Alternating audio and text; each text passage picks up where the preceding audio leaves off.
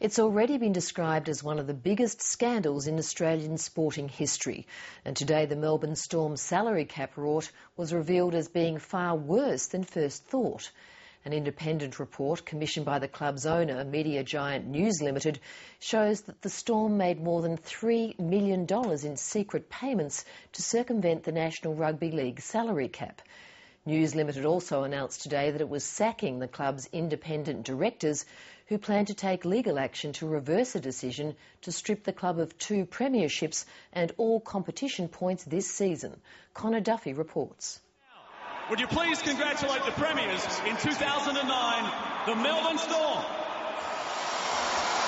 For the past decade, Melbourne Storm has been the premier team in the National Rugby League, making 4 grand finals and taking home the trophy twice. But that dominance was built on deceit, lies and scams. Today, the full extent of the cheating was revealed by the club's major shareholder, News Limited. Our original suspicion was that there was an elaborate and well-orchestrated deception by certain senior managers at the club, and that has been confirmed by the Deloitte report. Is it fraud? That's something for the police to investigate, and we were referring the findings to them. The disclosures by the Storm's owner this morning were damning in the extreme. The Storm have been in the last 4 grand finals in a row. They've won 2 premierships. They've been the dominant team of the last 4 or 5 years, and now we know why, because they were massively rorting the salary cap in such an even competition, one where the salary cap rules are so tightly enforced that it made a massive difference. The NRL first revealed the massive salary cap breaches in April, stripping the Storm of its 2 premierships and all competition points this season. The independent investigation commissioned by News Limited in the aftermath of that bombshell shows that secret payments to star players totalled more than $3.1 million, almost twice the original NRL estimate. Those illicit payments were funnelled to players chiefly through 2 companies: entertainment promotion company, the McManus Group, and a charity, the Unity Foundation.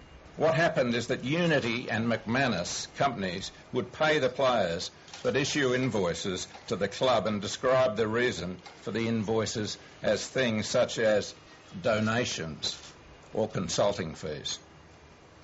There are also a range of other payments that were also used to make backdoor payments to players. Most of these involved payments of small amounts over a long period so that the amounts themselves wouldn't arouse suspicion. Then there were the extra benefits. These included free flights, gift vouchers, the use of fully maintained cars and so on. Investigators also found the club sent side letters to 3 of the game's best players, Greg Inglis, Cameron Smith and Billy Slater, detailing that the footballers would receive an amount far in excess of their signed contracts lodged with the National Rugby League.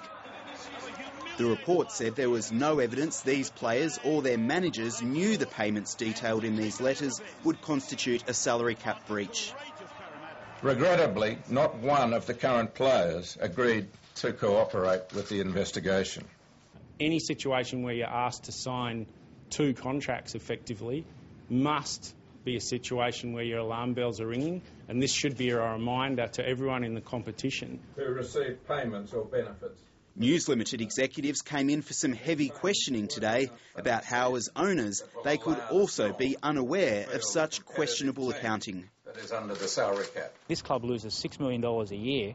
You think that the owners of the club would be looking closely at the books to see where all that money is being spent. I think the issue is in any company where there's collusion between the most senior executives of the company, it gets extremely difficult for auditors or, in fact, anybody to actually identify that there's something going on. There's no doubt that the club's owner will be reviewing the way they oversaw the club's business practices, but it's important to make the point that where people are out to hide something, it's very difficult to catch.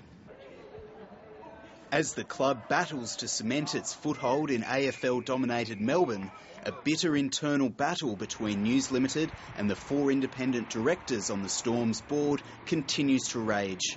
Citing their failure to cooperate with investigators and their continuing legal action fighting the NRL's decision to strip them of their premierships, John Hartigan today axed them by email. As of this morning, the 4 independent directors have been removed from the board by News's subsidiary company, Valamander, the principal stakeholder of the club. The removed directors are Rob Moody, Petra Fawcett, Peter Maher and Jerry Ryan. Late today, the directors hit back, calling for the News Limited appointed directors to also stand down and accusing the company of disenfranchising the fans.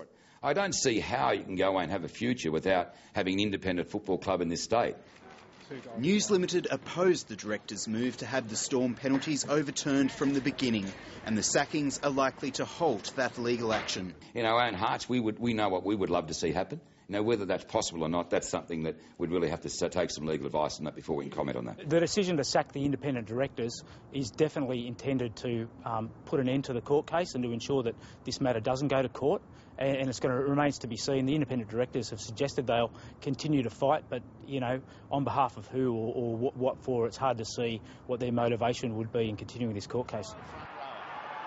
Either way, the Storm face another huge challenge to field a competitive side in next year's competition, and this once great side may even have to field amateurs. The Melbourne Storm.